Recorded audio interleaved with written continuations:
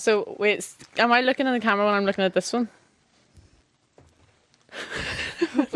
Look, right, so look at camera 1, right?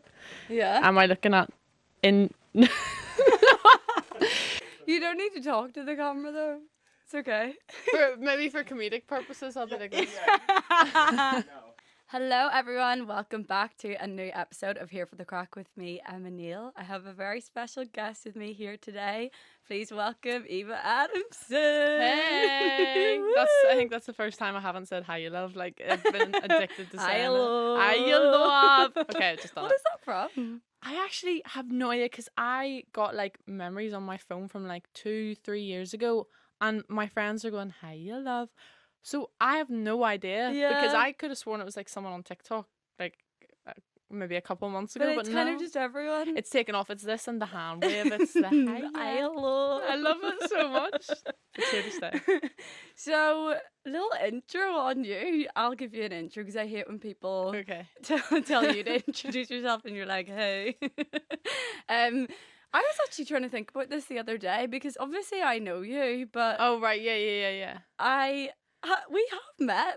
Yeah, A couple we've, times. We've got lore as We have lore. Yeah, we we've have got lore for sure. It's way back. Yeah, really long ago. Okay, let's get into how we know each other first. Okay. So, when I was like 15, yeah, when I was from the age of like Young.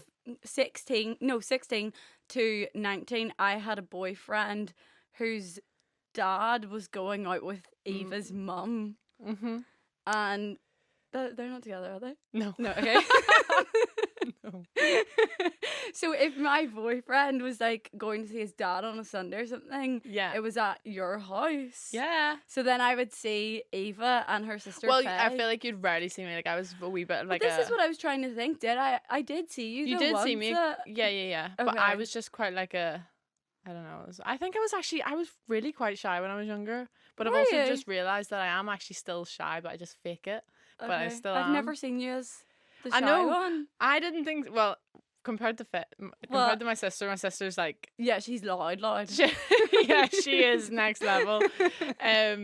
So I think I just took some tips from her. But no, I think I was like very much like in my room. Like if I think about it, if you were 15 or 16, no, I feel like you surely were a bit older than No, that. I started going out with them when I was 16, but I think when I would have been coming to your house, I would have been like 17, 18, yeah. Because that is like the prime time when I would have been like discovering everything about myself, and I probably would have been in my room like, oh my god, like so I would have been like, no, I would have just been like, no. Yeah, No. fair enough. And yeah, so I know your sister Faye, and actually, funnily enough, it would have been around just over a year ago, like maybe May of last year. I was going to her for PT, Yes. and she obviously cannot keep her mouth shut at all. And she was telling me that you were going on this show. My sister, literally, I knew as soon as I told her, I was like, this bitch, like she is going. Because I then would go to the gym like after whatever, and all these people would come up to me and be like, Eva, I heard you're doing. Like, Yeah, but then did you not tell people? Did you keep it under wraps?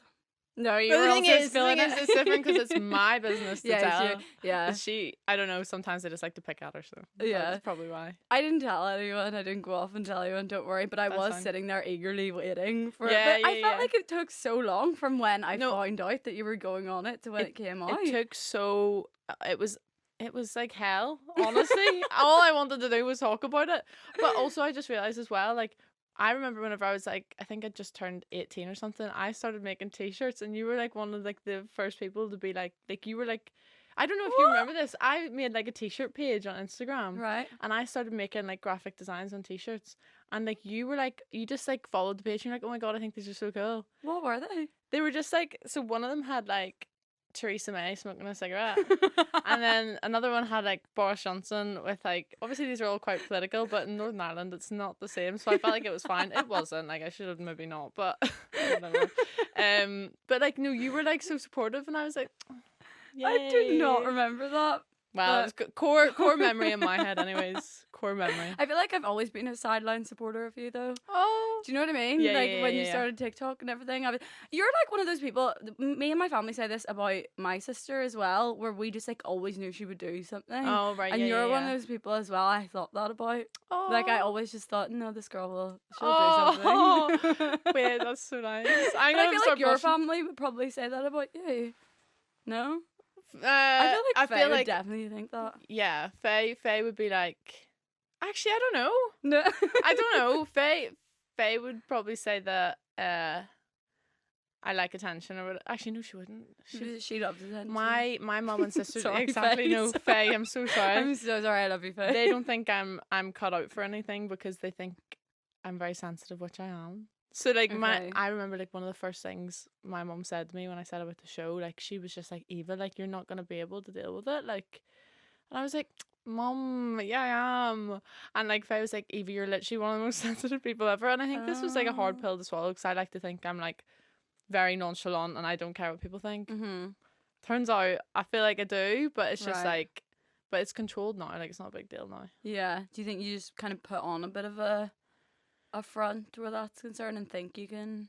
Entirely, like most people that are close to me are like, if I get to know someone, they'll be like, you're not what I expected from what I seen on your social media, Mm-hmm. because I feel like it's a lot easier to come across on social media like hard exterior and like just not like myself, because then if anything happens, like if anyone has like anything to say bad about me, I'm just like, oh well, it doesn't matter because that's not me anyways. I'm not fully. Yeah. But also at the same time, like, I don't want people to think that, I guess. But also at the same time, if they're not close to me, it doesn't matter anyways. Yeah. So I think that's like one of the main things. And I think as well, like that, when you come across like something you're not, and like a hard exterior, or like this whole like don't give a fuck like mentality or attitude, Mm-hmm. it gives people a reason to be like, oh, she's not gonna care, so maybe I will just leave like this hate comment. Do you know what I mean? Yeah. Whereas if someone shows their more vulnerable side, you're less inclined, like, well, the trolls or whatever, I hate calling them trolls, but like they'd be less inclined to do that. So I feel Mm. like I'm just like, I just shouldn't, but it's just so scary. Like I just Yeah. can't. I know. You just kind of get into the habit of it. Yeah, I know. I think like realizing that you actually need to just let go of other people's opinions of you is like can be a hard lesson yeah, to learn. But like once you do cross that and you're like, you know what, that's actually none of my business what other people think of me. That's what I like to think. yeah. Like I don't care what's going on there but me. It's not relevant in my life. Exactly. And I feel like at the stage now, I'm just like, as long as like my friends and like whoever's close to me Mm. know that I'm not like that, then Yeah. I'm good. Yeah, I'm when it's the chilling. people close to you having a problem, that's when there's actually an issue. Yeah. Obviously. 100%. How did we get here? I know, like, whoa. Sidetrack. Into the deep chats already. We were just doing the intro. Certified japper. I'm actually like sweating now. I know I'm sweating. So yeah, for anyone that doesn't know, Eva was recently on a show called I Kissed a Girl, which came out when? May. And that was how long after you filmed it? Like 9 months. Right, okay. And how did you get oh, wait, you know what? We're getting into the show first thing and we haven't even done our intro. How are you? Oh my Welcome god. to Here For The Craic. Oh my god. I'm well. Thanks for asking. Actually, do you know what? I think I'm quite good actually. You're good? Yeah. I mean, I Love that normally for you. am quite good, but like I feel like I'm like, Having a good week. yeah, Mhm. I'd say so. Yeah. And you're living in London at the moment, or between London and Belfast? What's your I live in Belfast, but I'm Right. just in London a lot. okay? But hopefully I'm moving Yeah, back soon. cool. Just have to navigate it first. You were living in London before, weren't you? Yeah, I was in London for like 4 years, and then I went on the show, and then went back to Belfast Okay. for like the period of time between the show coming out, Yeah. and then just I haven't got around to getting back yet. Right. Okay. Did you have to leave your job then to go on the show? Like, Well, well, my job was like fine with it. Like me and the manager were pretty close, so I was just like, listen, is there any way I could take a month off? Oh, was it only a month? Yeah, Okay. not long. And he was like, yeah. And I was like, oh, thanks. And then basically I got back and I was like, oh, I really don't want to work. I was like, oh, I really, really don't want to work. And unfortunately, didn't have the luxury of not working and living in London. So I was like, Yeah. do you know what? I'm going to go back to Belfast. And then I just worked there. So yeah. Yeah. Did you come straight from school to London? Yeah, so I was fresh 18 to go to uni, yeah. Oh, you went to uni in London? Yeah. I know, I didn't know don't. that. I basically didn't, but I did. I didn't. What do you mean? Like, I came to London. I was like, I'm going to go to uni in London. I didn't. I barely went. Oh, Like, okay. I barely went. Did like, you come out of it with a degree? Like, yeah. oh, Just right, about. okay. Just about. So Just you about. did go to uni? I did go to uni, like, part-time but full-time. But, like, Right. I was just, my mum would say I just partied for 4 years. That's what she would say. Yeah.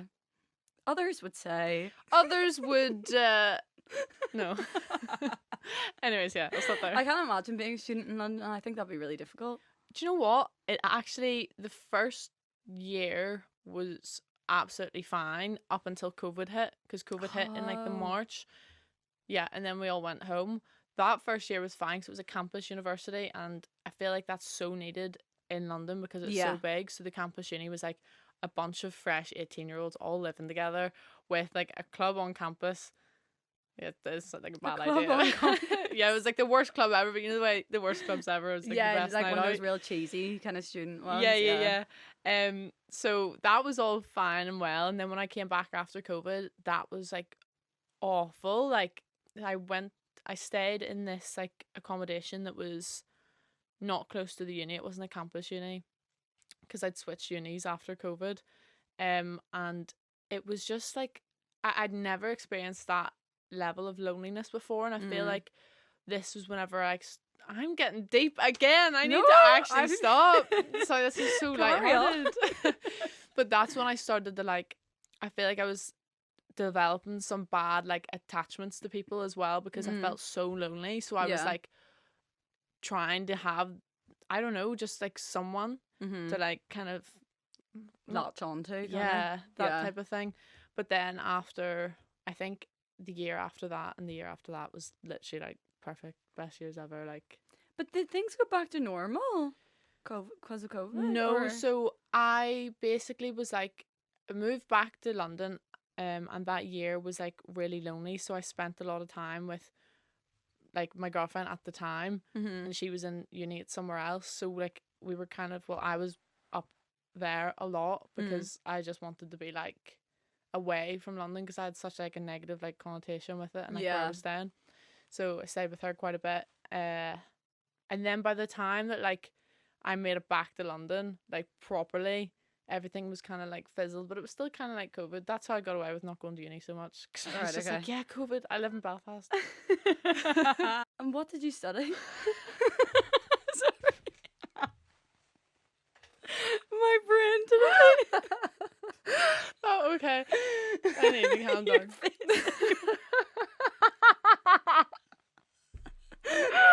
I'm gonna get. I actually cannot get a case of the giggles because I've got a bad SpongeBob laugh, like identical. Okay. I'm sweating. I'm fully sweating here. Oh my god! Right, relax. Whoa, Usa. Okay. Just getting my zen. I s- No. No, I really like this. Okay. Oh, Okay. mm. Ugh. Right. Okay. Oh, I think I need some water. Yeah. Do you know what? Let me just before. This feels like a massive build up for like no reason. Just to say what you studied. I don't even care that much. And it's literally what. No, it's so. It's fine. It's fine. So you studied what in London? I studied fashion management. Oh, I did fashion marketing. Did you? Yeah, I didn't know you studied that. Yeah. Did you want to work in the fashion industry? Originally, yes, and then Then you learnt about it and decided no. it wasn't so much I learned about it, it's the people. Yeah. I didn't have a lot of I didn't have a lot of friends. Everyone cried Pity for me, Eva. pity me. No, we're just not the same type of people. And I think it really put me off. Like, I do like the creative side of it, but I don't have the skills to be making these garments. I don't have the skills, but you weren't doing design though. No, but I feel like I wanted the creativity of, like, bringing the ideas together, but not like bringing it to life. But I also, like, I do quite like businessy type of stuff, and I am like quite good at business and know what like works, and like I know the basics. But I don't know. I feel like it just turned it into like a bit of a chore. But see, now that I've had like a year away from it, oh my God, I'm loving it. I'm loving fashion again. Like, Oh really? It's like come back to me in like the best way ever. Like, it's just I'm so excited because I think I'm gonna like venture into it a little bit more now that I've had some like time away from it. Yeah, sometimes you need that, a little bit of space from something, especially if it's like, like in school, the way you end up like having to read all these like shitty books for English and stuff, and then it puts you off reading, and then it just takes a couple of years, and then you read a book you really enjoy, and you're like, oh, actually I do like reading. School just put me off it. Do you know what I mean? It's like that kind of thing. Exactly. Sometimes you just need a bit of time away from it and actually like come back to it of your own accord. 100%. Yeah, definitely. So tell me, what's your pit and peak of this week in true Here For The Craic style? I had to give her a warning about this because I was like, if someone landed this on me, I would just have a full brain blank. So my peak's gonna be, I feel like yesterday, in my whole 20-something years of living. How old are you? Sorry. 23. Okay. Mentally 26. Mentally. I feel like I need to tell people that because I say 23 and they're like, oh, that's dead young. But I don't feel. I see you as like 23, 24. I see you as 24. Okay, I'll take that. Yeah, so I feel like yesterday I consumed some of the best television I've watched in a while. Do spill. Okay, so I'll start with the new season of Too Hot to Handle. It's good. Wow. Really? Wow. Now, I feel like with Too Hot to Handle, the first episode's always meh, but you kind of need to watch it. Now, unfortunately, what I did wrong was I looked at social media of the people. I always do that. Don't do that. You're gonna ruin something, and I ruined it, and I was like, what? Biggest plot twist ever. But yeah, phenomenal, really good. And then the second part, so recently, now I'm a big Real Housewives fan. I have never watched Real Housewives, but you know why? Because I know I'll be obsessed with it, and there's so many seasons that I'm like, I can't let myself. Well, you're gonna start with this one because this one only has 4 seasons. So Real Housewives of Salt Lake City. Okay. So someone got me into that, and they basically, I think it's in season 2, and just when I say I was just looking at the screen like. You know, when someone's just such good TV. Like, to be honest, it probably could have been edited and cut in a way that made it not that good. But I was just like, I was on the edge of my seat. Yeah. I was like, and what next? And what after that? Like, I couldn't stop. I was just like, next one. One of those ones that has you up till 3 a.m. kind of thing. Exactly. And did you ever watch Married at First Sight? I watched one series of it, and it was the one. What one was it? And it's Jules. I haven't seen all the seasons. Jules and I want to say Jules and Cam, the one Jules ginger girl, pregnant. No, she's not pregnant. Pregnant. They have a baby now, and they got married. No, I don't think I know this season. Oh. It's taken me so long to watch. The last time I was recording in this studio over a month ago, I literally was recommending it then, and I'm still on that same season. So yeah, it's 38 episodes, and like I'm not a very good TV watcher. I don't really watch it during the week. I'll maybe like binge watch like 2 or 3 episodes or something on a Sunday, but I'm not a good like consistent TV watcher. I can't really watch I've not. If you name a film, one of your favorite films, I bet I haven't seen it. I can guarantee it.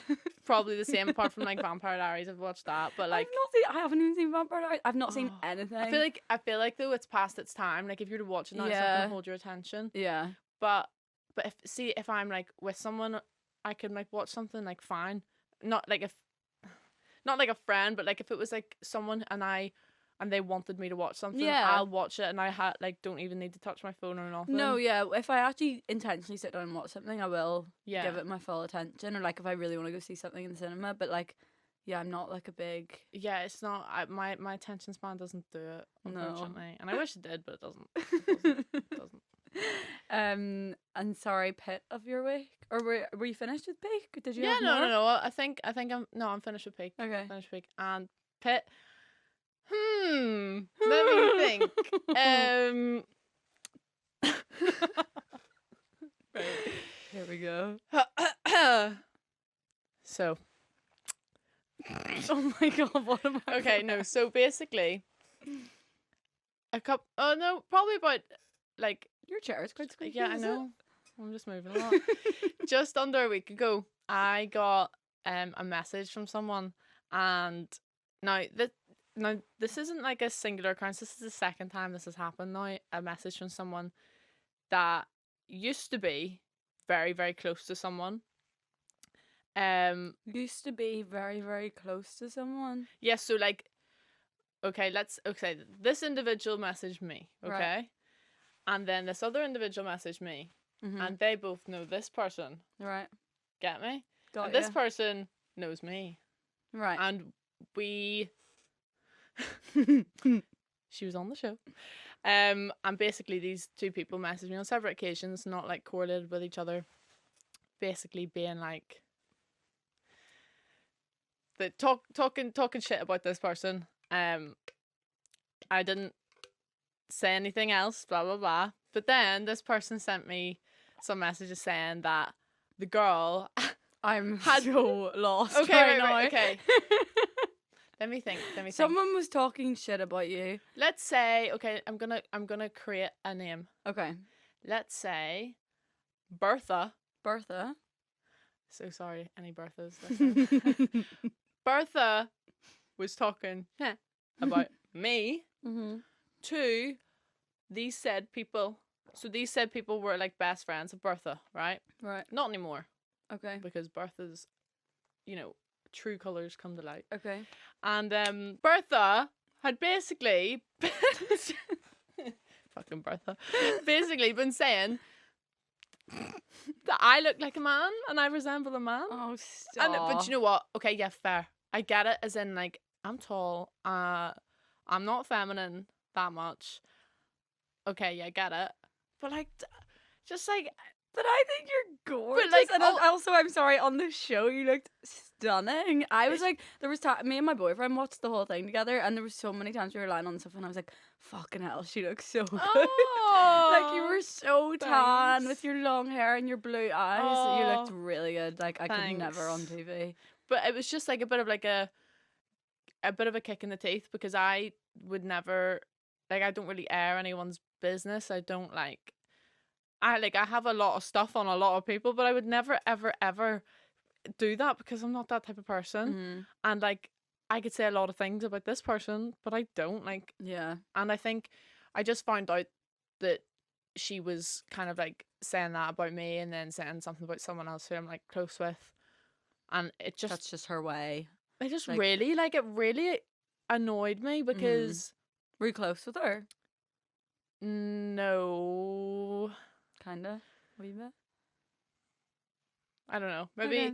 But like, it's none of my besties like from the show. Yeah. None of my besties. But it was just like, I was just a bit like, oh right. I don't know. That's how we're moving, kind of thing. Like, yeah. Okay. Yeah. And like, I just feel like it's such a weird, like, immature thing to do. Like, the thing is, I will never, ever, ever come for people's looks. Unless they come for mine. It's just such a deep dive, isn't it? Yeah, like, if you want to call me a man. No. Even then, like, even when you are hearing it from someone else, you still don't even want to stoop to that level and slag someone else. So. But I think it's just because I'm just like if it was one of my friends, or like if my sister said I look like a man, I'd be like, oh, right, fuck off. Like, I don't care. Like, I'm very good at like just being like, no, like, shut up. But I don't know why it bothered me so much. It was just like, right, okay. Just didn't expect it from her. Yeah. So that's definitely my pit of the week. That wasn't nice. Mm-hmm. But regardless, we'll move on. We move. You find out people's true colours, and true. It's for the better. For the better, indeed. Exactly. Do you have a recommendation of the week? I suppose your recommendation could kind of be or the shows. The cucumber salads, and I hate the cucumber salads, like the spicy ones. The whole cucumber trend. Why are you me then. Is it, huh? Are you living on this earth right now? No, because I was thinking there's no way you've not heard of it. Like, You know the guy on TikTok? so my friend was talking about this the other day, like the whole cucumber, and I was like, are you just talking about like a normal cucumber salad with the crispy chili oil and the soy sauce and the rice wine vinegar? No, this is so... I sounded Australian. No, This is so much better. This is like, I famously don't like cucumbers. I love cucumbers.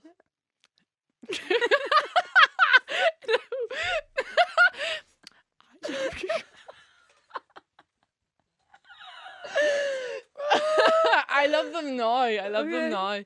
now. So basically, it's this guy. He's called Logan, and he goes something like, "Do you ever just feel like eating a whole cucumber?" Not really. I thought you loved cucumbers. What happened to that? Basically, He like shreds a whole cucumber into, not shreds, slices, yeah. mandolins. he mandolins the cucumber and loads of slices, blah blah blah, and then he adds red onion, not me coming out with the whole recipe, red onion, rice wine vinegar, soy sauce, MSG, obviously, that's what he says after, Okay. and then like cream cheese, everything but bagel seasoning, and he shakes it. Oh, and salmon, and it just Salmon. I don't put salmon in mine. I put ham hock in mine. What is Is it it like spam? No, it's shredded. It's actually really, really nice. It's just a little bit more tender. Right, okay. Okay, anyways, that's my recommendation of the week, is that. I That think would we be should sub out your chair. Yeah.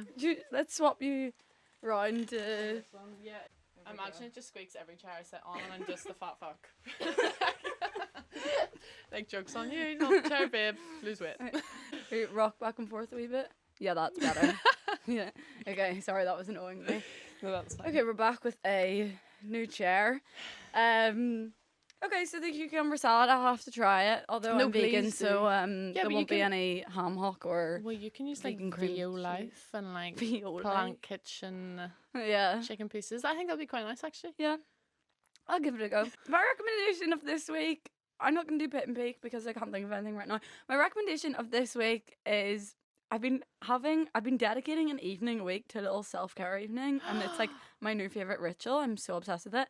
And I like brush out my hair, do a little like oil hair mask. Yeah. I get in the bath. I scrub all the dead skin on my feet and de-shed. Put that in the cucumber salad. I shave my legs. I put an eye mask on. Like, I just have the Is it a ultimate- specific day?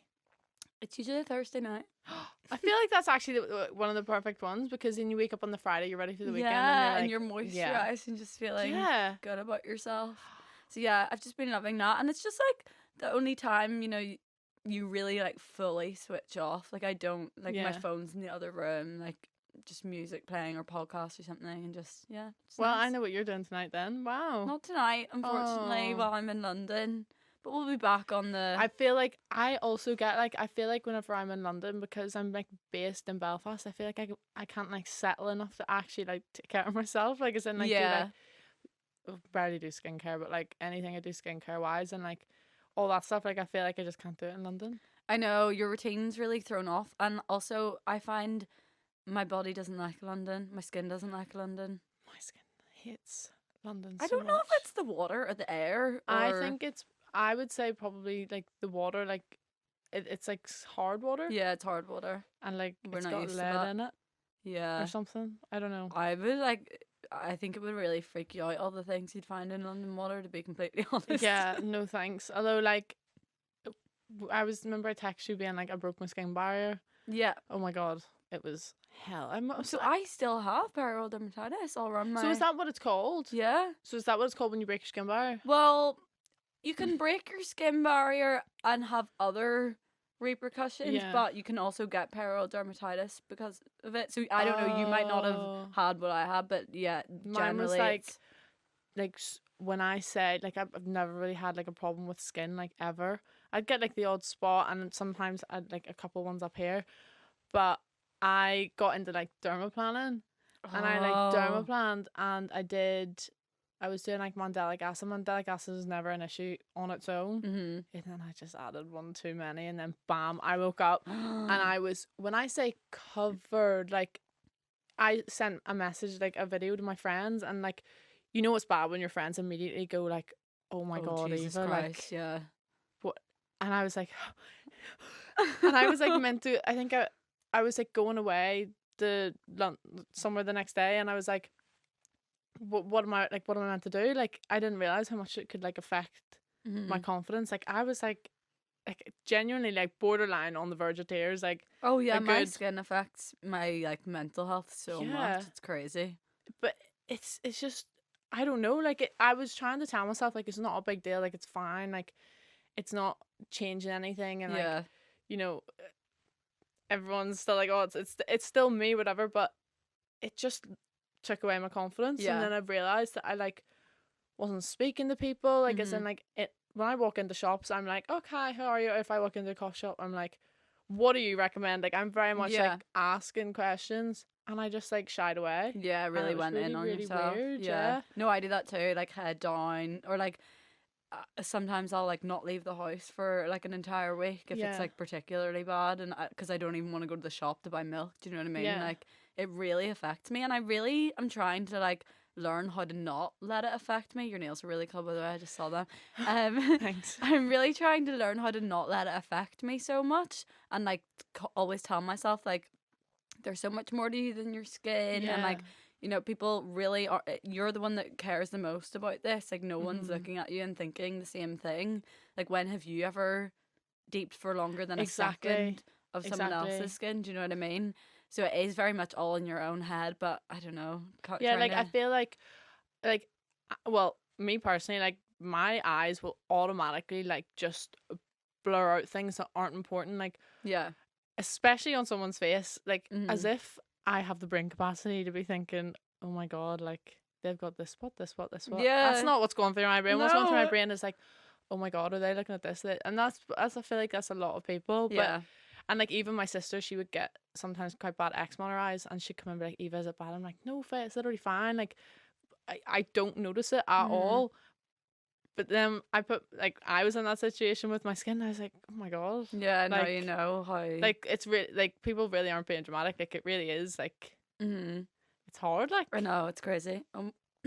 Sorry. but I think mine's like it's on the way to being fixed. Like it's nowhere near as bad. Like I've still got like a No, your couple of skin is good bumps, at the minute. but it's just recovering. I've just had to not like use anything Yeah. like at all, which is like fine for me because I'm a low maintenance girl. But yeah, it's just No dermaplaning for you in the future. no. I think I need to stop. Yeah. But I just love like see, it's just so satisfying. It is And very then I felt like satisfying. I put the acid on and I felt my skin burning, and that's when I should have known. That's when I should have known. But I've got this really weird thing where like I feel like something's not working unless I can feel it. So Yeah. like even in the shower when I'm exfoliating, if I You- don't come out red raw, I'm like I haven't done a good job. I don't feel like clean. I don't feel so There's like something there. oh maybe. But like something about the burn, I was like yes, get everything off my face. Like just burn it. Yeah. Yeah. Okay. Don't do that though. Yeah. Do not do that. If you feel your skin burning, maybe do Uh-uh. something about it. Right, I guess after our very long intro, we'll get into it. Yeah, true. I am so sorry. Certified yapper. I don't know what it is. But No, I feel like we're the same though, so Yeah. we'll just end off on a million tangents, but that's okay. That's Yeah, what no, that's podcast is fine. for. That's Okay, what true. we're here for. True. So you were on I Kissed a Girl. Mm-hmm. How did you get scouted? How did that come about? So basically, one of the girls that is the casting producers like messaged me. Well, she followed me on Instagram, and then I was like, "What's this about?" And then she was like, "Oh, just wait. There's something that's coming out. I think you'd be really good for it." Mm-hmm. And then she sent me like a link. Did that, and then that's basically how it happened. It was just all Was very like a big process, or a very long process, like really, Mhm. really long. But you know what? Like, I actually don't know if I would have done it if I hadn't have been approached, because mm-hmm. I have a real bad problem with like pride and everything like that. And like in my head, I feel like I would never have been like, oh yeah, I'll apply for that, because I just wouldn't do that. Mm-hmm. I just but her approaching me really like pushed me to do it. Right, So okay. that's why, yeah. Yeah, I suppose hearing someone as well say, like, I think you'd be really good for this is like a bit of Yeah. a boost, Yeah. as opposed to just like Yeah, I've got going a blindly into it. real bad fear of rejection and failure, so I don't think I would have actually like had the confidence to be like, yeah, I'm gonna apply for this because I'm gonna get on it. God, no, Yeah. never. But then I suppose you always have to think about those things, like, what have I got to lose here? Like, if I don't get on it, like, no one knows any different. Do you know what I mean? But it's like my own like pride though. I really need to work on it because the thing is, this thing will hold me back from so much stuff in my life Yeah. if I don't just get rid of it. Yeah. But yeah, no, And, everything like- happens for a reason. So happy she did. So happy. And was it like interviews or like? So it was first of all like a little thing you filled out. Uh-huh. And I can't remember, you might have had to upload a video or something like that. Yeah. And then shortly after that, it was a video interview. I'm probably missing out a couple of stages, but these are the ones that stuck in my head. Yeah. Video interview. Oh no, phone call, then video interview. Uh-huh. And then you had to go to the offices, studios, and meet some people and go through like a big process there. Right. I don't know if that came before or after. There's two other producers that then come to your house Okay. and meet your support network. Is that once it's confirmed that you're So you're never ever confirmed to Oh, right, actually okay. go in until literally you're in? walking in, basically, yeah. Right. Like you can be flown out and you And can then not not go get in because in. that happened to someone. Oh. Yeah. Yeah, because you hear of that happening to people on Love Island and stuff as well. Yeah, like because if you think about it, there's so much stuff that can happen and that isn't planned for. Like they do need to have these contingency plans. So like, Yeah. as awful as it sounds that someone has to be flown out and has to go home, it just has to happen. Yeah, they need that backup there Exactly, in case yeah, something yeah. happens. Yeah. Yeah. How were your family about it? Like with the producers coming in and everything? So, because I lived in London, this was actually one of my biggest struggles. Faye couldn't fly over. Uh-huh. My mum wouldn't expect her to come over or anything. And so I was like, who are they going to meet? And like all my best friends were on holiday at the time. And I was like, what do I do? But luckily, I've got some really good friends in a football team I used to play for. Mm-hmm. And so I call them my football mums. So Right. like it worked, and they came over and basically best two people I could have brought, by the way, because they were asking questions like left, right, and centre that I would never have thought of. So it actually was like having like my mum there. I was like, this Yeah. is great. So that's who they met. What's the purpose of them meeting your family? Is it to find? I think in my head it's to figure out whether the person you are like in the interviews and portraying yourself as, I guess, is actually you. Right. Okay. Because You could just be putting on a full. yeah, I think in my head that's what it is. I mean, they say that it's to see if you've got a good support network and to see if like, if anything bad were to happen, that you've got, People around yeah. you that, yeah. And to be fair, it probably is majority that, but I do think they are just trying to get like a feel of like what you're actually like as a person. Yeah. Yeah. Fair enough. I'm so interested in the whole like filming side of it all, just having never done any TV and no plans to ever do anything like that. I would literally jump off a bridge before doing that. But are you very aware when you're in the Masseria that there's like, are people standing there with cameras, or do you know what I mean? So if you don't want a reality TV, like your reality TV watching experience to be spoiled, maybe don't listen to the next couple of bits. And I'm just gonna say allegedly, just in case. I don't know. Everything Everything- coming up in this Yeah, podcast yeah. is all allegedly. Yeah, everything. I am lying about absolutely everything. So it's a tricky one. It was definitely like very shocking when I first went in because no one like prepared me for the fact that I was gonna walk in and see these girls, and then I was gonna have to do that 3 times. Mm-hmm. I always think Like- about this, the refilming of things. Like I had to come in and I It's- decided, oh yeah, I'm gonna be like dead cocky. Shut up, Eva, you're not cocky. I don't know why I did that. Oh, anyways. So then I had to do that 3 times. And then like, I'm do it in the expecting, same way 3 times. yeah. Like, did they tell you have to do it the same way, or could you turn around and be like, actually, this time I'm gonna go in a bit more shy? You could do it differently, but you can't do it massively different in case They use they're a bit like cutting from you, yeah. But they are really good at editing anyway, so it probably would be fine. But I just did the same thing. Mm-hmm. 3 It's the times. third reaction you know, I from know. the people as well. But like they have to give the same reaction, so like I guess. Yeah. But for me, it's a little bit more awkward, and then you're expected to like riz one of them up. Like, sorry, what? No, that's not happening. Yeah, and then And so is that people carrying cameras, or is that cameras on the ground? so you'll be able to tell when things are like people with actual cameras. That had actual. Oh no, that didn't have actual cameras. So that had a moving camera, and you can see when that camera's moving, so you know that it's on you. But the other cameras like cover that stuff. Whereas if it's like the kiss offs, or like the challenges, that's people with cameras. That's like a lot of people. But to be fair, like in the Masseria, it's never just you and the girls. Like there's producers everywhere. Really? Who, like, we love and adore. Like we Yeah. absolutely love them. Like it wouldn't have been half of the experience without those That's people. what I was gonna say. They're probably so prominent in your like experience of the Masseria, whereas like to us, they're just like non-existent. No, like exactly. And like those are the people that you go to for like one-on-one chats, or if you need like a cigarette or something. And like, Yeah. not that I smoke. And Allegedly, if you need a I cigarette. actually don't.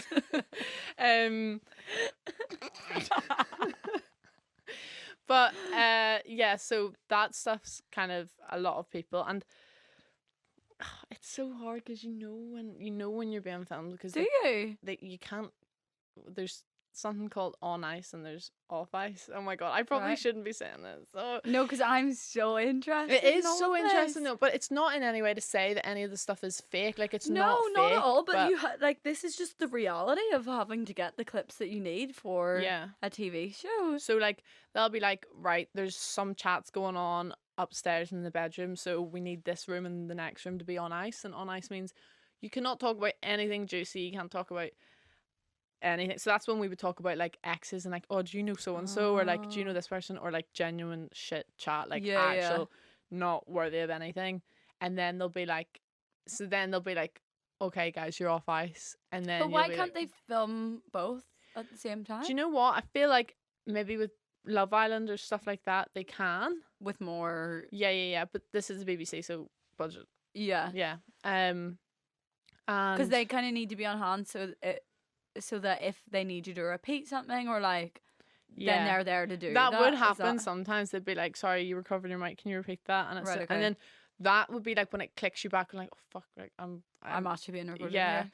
And then there's sometimes when they'll be like, "Can you bring so and so and talk about this and talk about how you think that's not like really the best thing?" So there's no point. There's obviously you're not forced to do anything. It is, but there's some meddling. Allegedly. Allegedly, there might be some meddling. Allegedly. No, but like it is reality, and I'll say this. I'll like I think I've said this a million times, but like it is reality, but it is a TV show, and that's just what you need to expect. Like it's not like it's hidden not cameras. Scripted. It's not scripted at all. No.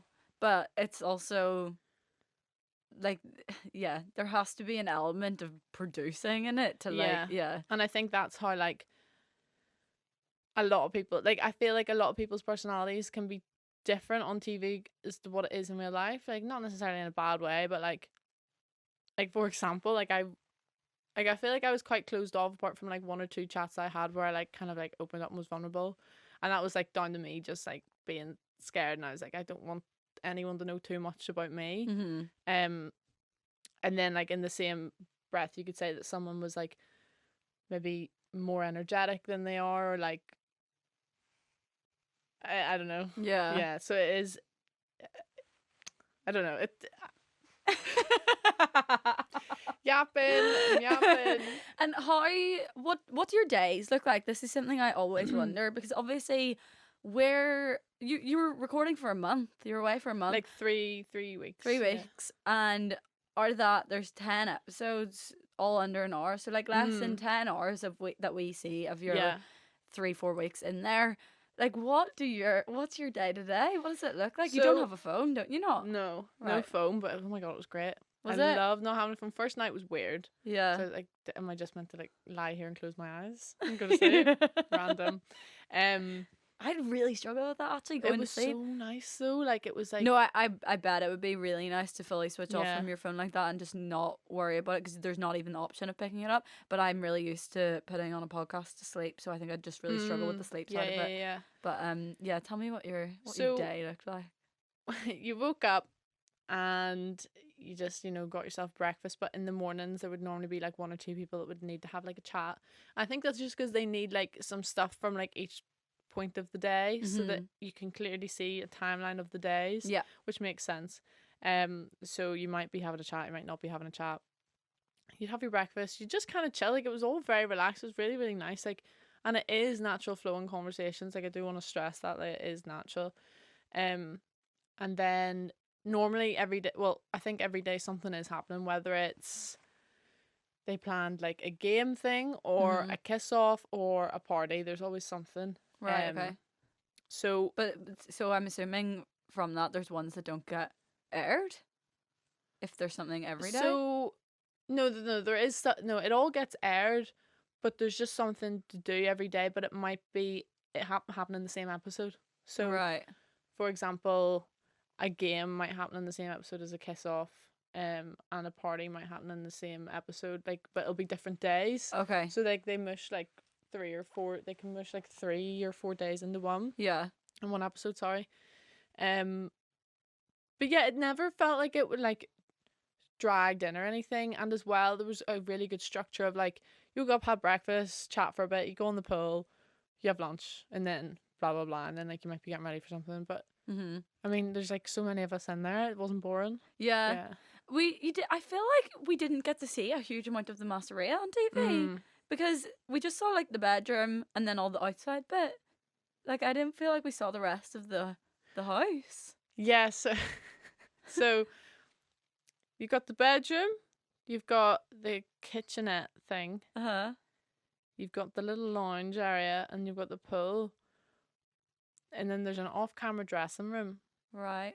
But you're not allowed to like talk about anything in there because it's off camera. But you all get ready in there together?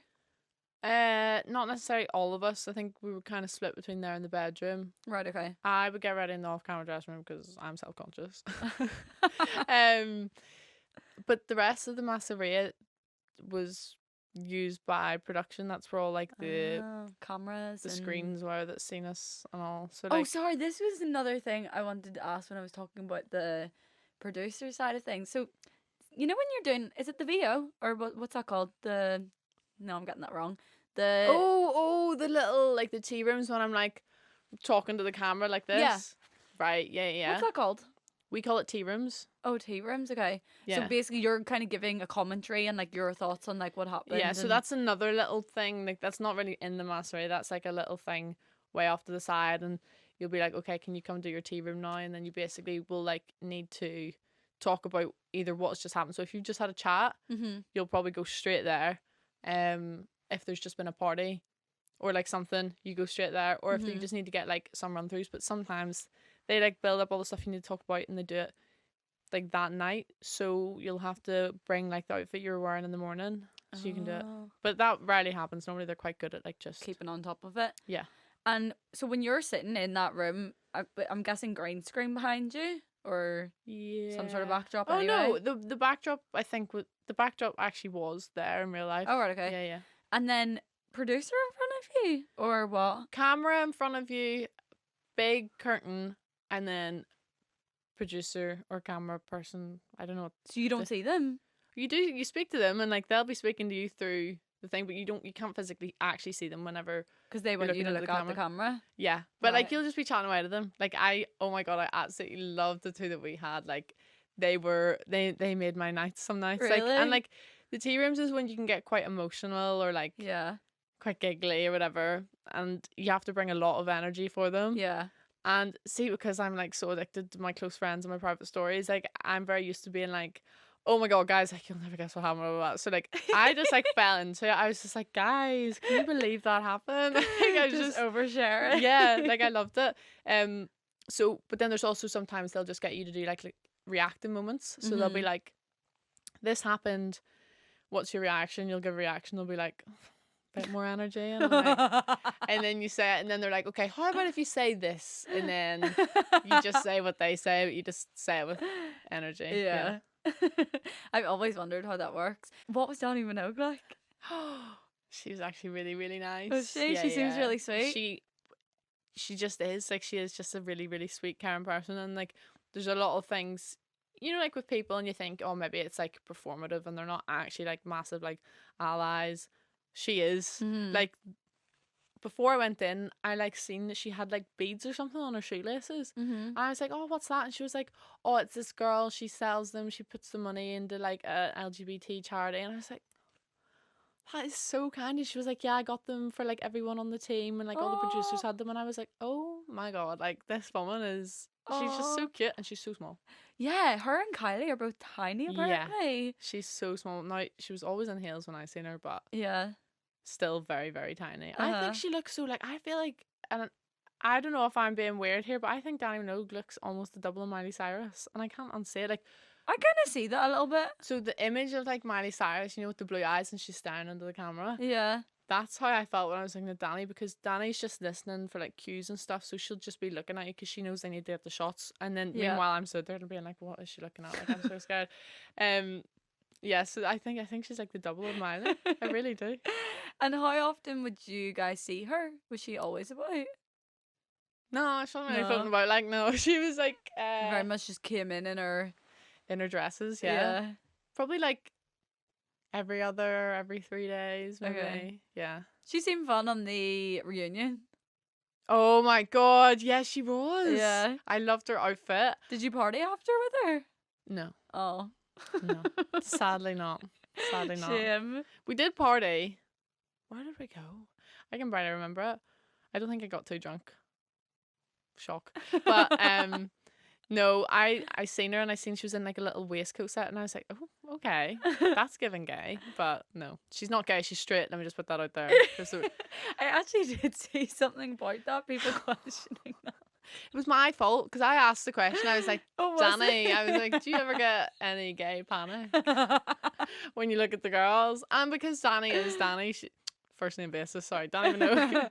My girl Dani. Let's not start a dating rumor. But she what was I saying? Oh right, yeah. So I was like, do you ever get gay panic? And because she's such a nice person, she was like, of course, like, you girls are so beautiful. And she's such an ally. The way she worded it just made it sound almost like she was like, she okay. But I don't know, basically there was a journalist in the room, and they actually took that, ran with it, chucked it a mile over, like and then Dani had to come out as straight on an Instagram post, and I was like, oh, sorry. Yeah. See, what I found with it was that people were so refreshingly honest. Did you think that? Yeah. Because I feel like we're so used to seeing these, like, dating reality shows where people very much, like, go along with things to be placeholders or for the sake of a storyline to then jump ship and go on to the next person. Do you know what I mean? Like, we're very much used to seeing these people knowing what they're doing in these shows, whereas, like, in the Masseria on I Kissed a Girl, everyone was so honest with each other, and there was no, and, like, even when they knew, it just meant that they were going home. Do you know what I mean? Yeah. I don't know, it was kind of nice to see. No, I think it's because, like, and I hate to say it, but I think it's because it's girls. Yeah. Like, I think it's just, like, there's just too much of a guilty conscience to, like, not be honest with anyone. And I think a lot of people know that that's how they would want to be treated and stuff. And like, I think everyone was as honest as possible.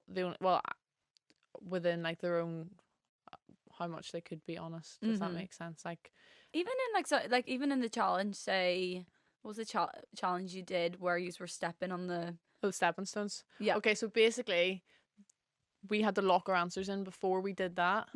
So that obviously that comes across like everyone's being so honest, because where that would be really easy if someone said that they were falling in love, it would be so easy to change your answer on the spot. So that's why we had to lock our answers in beforehand. That makes sense. And we weren't allowed to have I don't know as an answer. Okay. Because I would have I don't knowed my way through that. Like, I actually would have been like, oh, I don't know. You never know.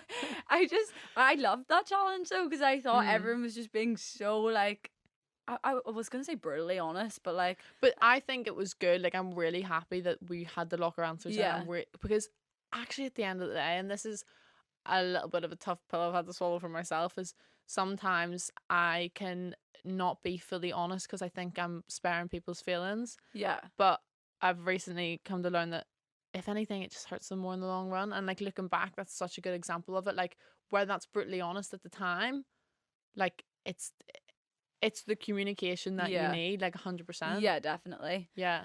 No, I think it was really good to see. Was that kind of encouraged as well by producers or Danny for you guys to be really honest, or do you think it kind of just happened naturally?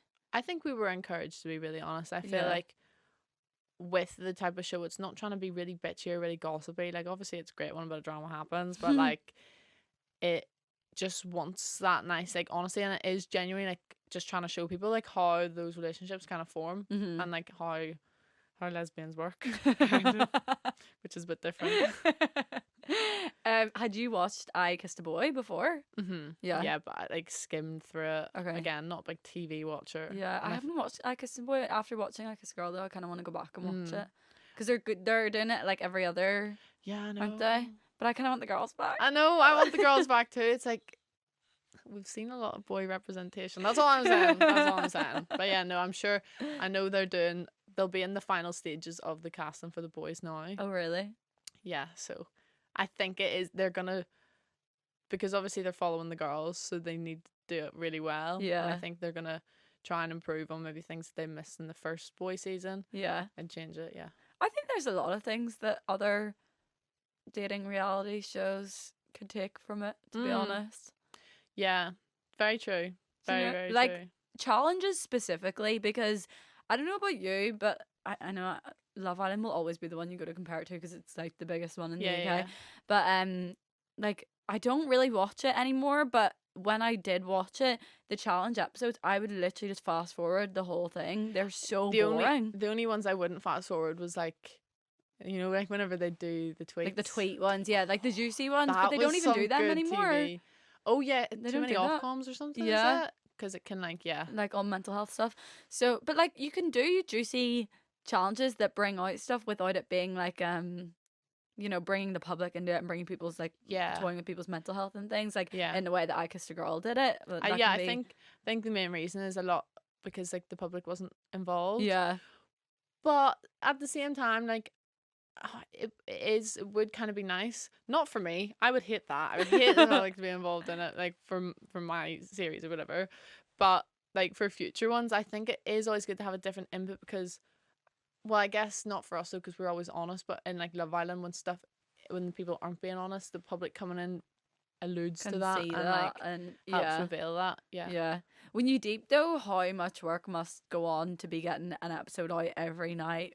Only like a day or two behind schedule. That's exactly what I was thinking. Crazy. Like I'm pretty sure one of the producers said, because I was like, oh my god, it's gonna take 9 months seriously, and they were like, that's actually quite short because I think like the Ultimatum took like 2 or 3 years to edit or something like that, and like Too Hot to Handle used to take ages to edit. Really? Whereas Love Island just smashes out an episode every night. Like that's crazy. It's insane. Or like any of those kind of shows, like Big Brother, like any of the ones that are night on night. Like it's mad. But also at the same time, I feel like, especially with I Kissed a Girl, because they're condensing so much stuff, it's a lot more difficult. Whereas if they had like 20 episodes to roll with, or like something like that, it would have been so much easier because there's so much stuff that got cut out, and sometimes it makes everything look so intense.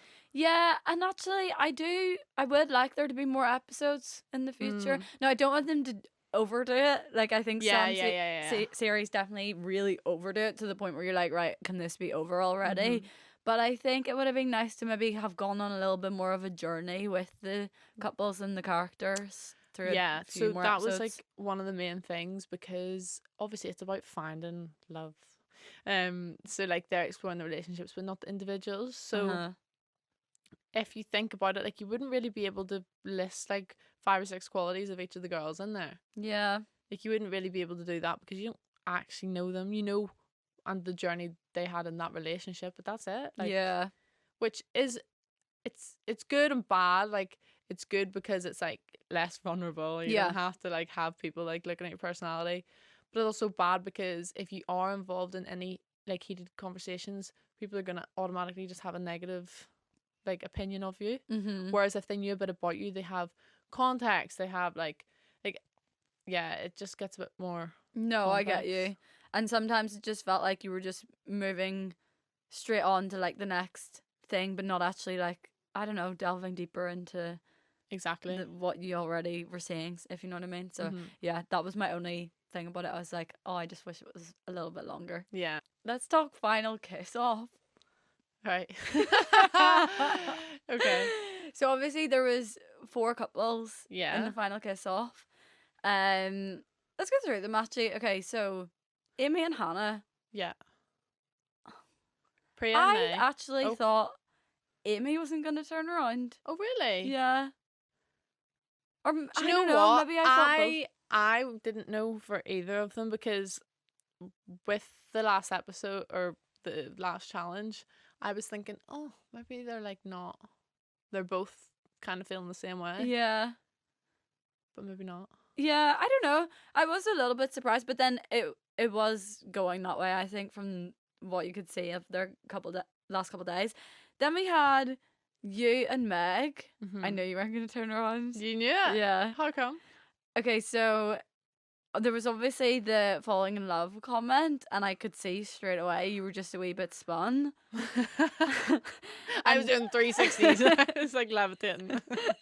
But what really solidified that thought was when Faye and your friend came in. Oh, right. Yeah. And they were like, yeah, I think it was, she's all right. And I just saw you be like, she's all right.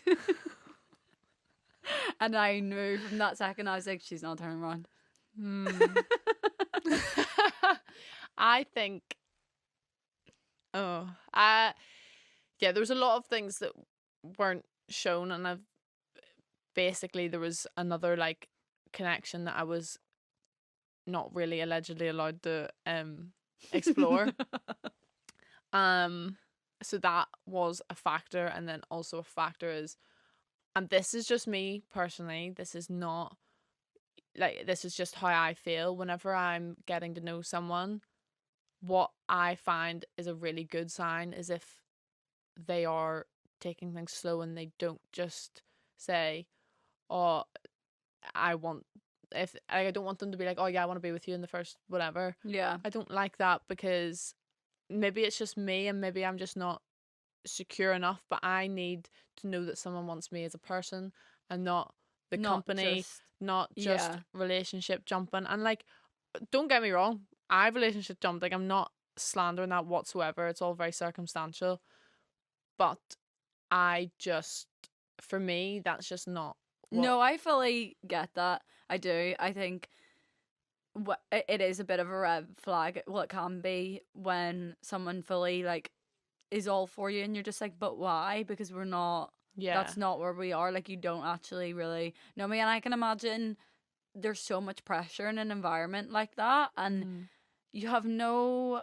perspective, I think, when you're in such a closed environment. Yeah. Do you know what I mean? There's just, you're just so focused and there's so much pressure on this one thing. And like, sometimes if you kind of think, I need to take a step back here because like we're going to be opened up to the real life and you know, have to introduce to friends and family and like, okay, yeah, it might be all right in here, but is it going to be all right? I think it was just like a lot, because normally I would like to get to know someone for a good like 2-3 months. Well, like famously the 3-month rule, like you need to see if they get past the 3-month rule. Yeah. And I just feel like you don't truly know that you love someone until you've seen like their worst qualities. Like, obviously they're not going to be like bad qualities to you if you love them, but like I just don't understand it. Like they haven't seen me come in with a massive jacket on outside, loads of bags on, come into the house, be completely warm and just start snapping at everyone around me. They've not seen that. Yeah. No, that's if my mum watches this, she'll know that I am hell and horror when I enter the house and I'm overstimulated. Like, because the thing is, if someone loves you too early on, you're gonna start apologizing for parts of your personality that they didn't originally love you for, and you're gonna start have to try and change that. Like, and that's not what it should be like. It should be very much like you know, learning to love someone for them and like stuff like that. Yeah, over time, really getting to know someone and gradually. Yeah, no, I completely get that. So yeah, I knew you weren't turning. Meg seems lovely though, and she's with Layla. Yeah, Yeah, she's yeah. with Layla now. And then there was Cara and Georgia, who I was obsessed with at the start. Like, see, until about halfway through, I was like, oh my god, obsessed, want them to get married and live happily ever after. I actually put it up on my story, and I got so many people replying, being like, you're posting this way too early, babe, just wait a few episodes. So I was kind of expecting something juicy to come out, but which nothing did. But I kind of, I did see over time how their communication, I guess, just started to fade, and I think that was another case, to be honest, of there being so much pressure of them being a couple from the beginning and stuff as well, and seeing everyone else move so fast around them. But I knew they were going to turn for each other still. Then we have Priya and Nay, who I was also kind of obsessed with by the end, and I was like, and also when I was watching this, Tommy and Molly May and Tommy Fury had just broken up, and I was like, they're going to be my new Tommy. Molly May and Tommy. Oh no. And then we discover what happened at the reunion. Oh my god, I was shook to my core. It is very shocking, I will say that. And I have like a big space in my heart for Priya. I do. I think. No, I think they both seem lovely. Just the situation is wild. And now Priya knows this. It's just the execution, and it is just one of those things. Everyone does. Like, everyone's gonna have a situation like that. Your best friend's probably slept with one of her friends' exes, or like, there's always something that someone has that isn't ideal. Obviously, this is an extreme example, but like, it happens, and as bad as it is, it was great TV, wasn't it? So you're welcome. But like, I do obviously like Nay, amazing person. Like, so much love for her as well. And it's a tricky one because obviously, you know, there's a right person and a wrong person in the situation, and like, Nay didn't do anything wrong. But you know, it's just one of those things. I think it could have been handled better. But she knows that, and she's like worked on that. And do you know what? She's married, so congratulations to the marriage, because no one says that. No one says that. Congratulations, Priya. Yeah, exactly. I was just like who gets married in that short amount of time? Lesbians. Okay. I would No, I wouldn't. I actually wouldn't. I would not. I think my minimum would be, I think I'd have, now this is going to sound quite short, I think it's all circumstantial, but I think if I was seeing someone, like with someone for like 2 years and at least living with them for a year and a half. This is what I always think, the living thing, because I don't know how, I love my boyfriend so much. He stays at my house probably 5 nights a week, you know, like we may as well live with each other, but the thought of actually living with someone for the rest of my life is the scariest thing to me. Yeah. And I know it has to be done. Like, I don't want to get engaged or married to someone that I don't live with. Okay, true. It is, like, it would be really scary. I say this as if, like, I'm, like, you know, in a 3-year living situation with a partner. I'm not. But, like, I feel like, because I absolutely love my own space, I love my own time, love all of that. But see, I just feel like when you meet the right person, like for me, it just kind of went out the window. But also, I do have my own time. Like, still, like, I'd still like keep certain things just for me. Yeah. But it, yeah, no. If we have now I'm scared. I was just like, it's just like the fact that, you know, like, that's it now for the rest of your life. Like, you will never live alone again. I think it's different, and that's what scares me. I'll be living with a girl. So different. You're living with a boy. Like, I feel like if that was me, my boyfriend is like so clean. So like, he's not like your typical, like, he's the one that cooks all the time. Do you know what I mean? Yeah. It's not even in that way at all. It's not like I don't want to live with a boy because the boy's messy. It's oh my god, I actually have to share my space with someone for the rest of my life. Yeah. But you can always have like separate, so not obviously like have like, well, you can have separate bedrooms, but like separate rooms, like you Yeah, sleep like in the his same. office and like Yeah. yeah. And I think as well there is like this thing, like when you think about it and you're like, oh my god, I'm gonna be with them all the time. No, like probably half the time you'll be chilling in one room, they'll be in the other. Like, Yeah. and it is a lot more like chill. But with lesbians, because it's two girls, well, I feel like I just want to be on them all the time, like a leech. I'm just gonna be like, I would always say like, no, I'm really like chill. I give people their space. No, I know. I'm very like I don't know. I don't want to say codependent, but like I'm very attached to my boyfriend. Like I see him all the time. Like I literally ring him when he's in work and be like, I miss you. Like I'm very I feel like when I say this about living, it sounds like I'm being cold, but I'm not. It's just like it's more when I actually think like, okay, this until I die, like until I'm Yeah. like 90 years old, this is me now. Do you know what I Yeah. mean? I It's think more that thought. I like would be quite like overwhelmed when I thought about like long term stuff, like in a relationship and like getting married to someone and everything. But like I think there's such a pressure to always think, oh yeah, do you see a future with this person? Do you see a future with this person? You don't need to look No, into the you future. don't need to like, always see if you.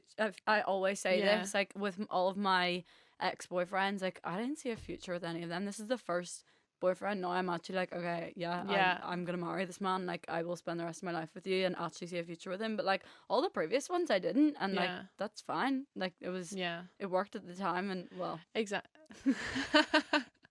well. But I know, I do get that. I was literally saying the other day, like I never used to, like when I imagined my life and my future, it never had another person in it. It had a child in it, but Really? not with anyone. Like as in like I would just do it on my own Mm-hmm. and then maybe have like a nanny or something. But like Right. I've never, I don't know, I feel like it just I can't let myself think about that sometimes because it's just like too scary. I'm just like, no, let's not do that. No. I do think it is, you know, the way everyone says, like, when you know, I do Mm. genuinely believe in that now. And, like, you won't know until you really know. Do you know Yeah, what like I mean? I feel like sorry.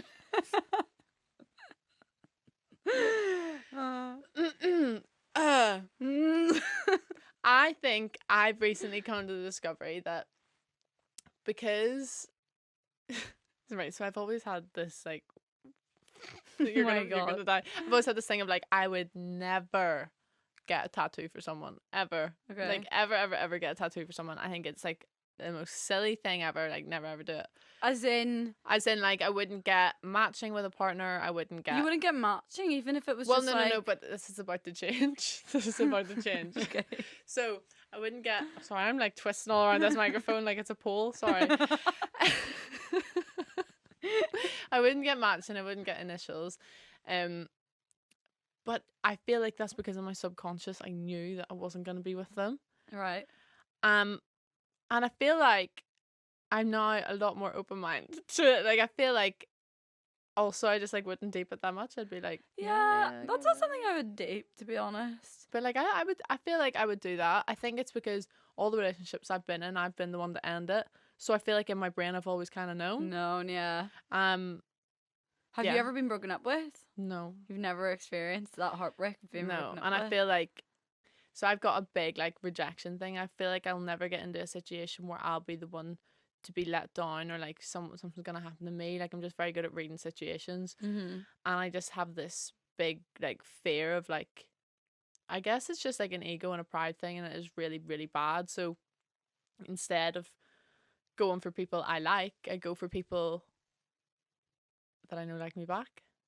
Which is really, really bad. Don't do that. Do not do that because okay, you can still be in great relationships, you can still have love for a person, but you're never gonna break through that like next level of like connection and like actually really feeling deeply for someone. And it's something I've kind of come to terms with recently where it's like I really, really want to feel that. Like it's not it's not fulfilling to be in a relationship that you only feel like at 70% capacity. Yeah. I don't know if I'm like talking in riddles right now, but like No, in my I head get it makes you. sense. So like I feel like I just need to get over my fear of like rejection, and like I need to just go for what I like regardless of if they like me back, because but then that's when it's like, if I'm gonna be heartbroken, that's gonna be when it happens. Oh, you're That's gonna, yeah. like, I feel like But everyone everyone has to go through it.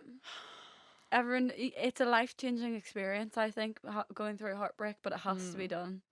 I don't want to do it. I know, it's like the hardest thing, but like, yeah, I think you learn so much about yourself through heartbreak, and like, I've had like my ego and pride really badly bruised by someone, like really badly, and like I feel like that was as close to heartbreak as I got, even though I still was the one that ended. They still really, really upset me, and like affected me even to this day. And like I think it was 2 days ago I clocked on to something. I was talking to my friends, and I was like, why do I have such a problem with this? Why is this such a struggle for me? And then I'm like dating it all the way back to that person. I'm like, oh, like, how is that ow. still affecting me? Yeah. Yeah. No, it's like what do you call it? Like a rite of passage, I feel like, in your life. Canon event. Yeah.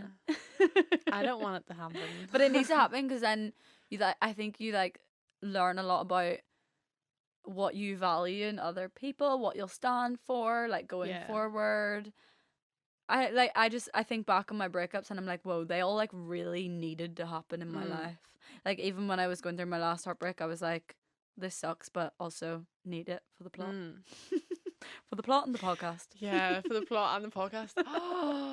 For the plot and the potty. That is such a good saying. I love that. Plot and potty.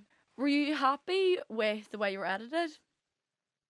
Sorry, I feel like every time I move, this is like making. It's quite loud, isn't it?